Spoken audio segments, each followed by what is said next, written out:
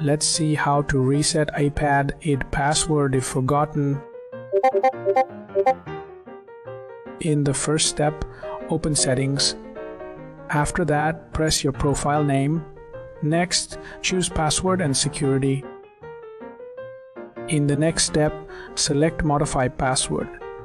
Now input your device code. In the next step, enter a new secret code. Later, confirm by typing it again, then tap Finish. In the next step, launch Safari browser. Now go to Apple ID portal. Now pick the option for forgotten Apple ID or password. In the next step, type your Apple account ID. After that, proceed with on-screen directions.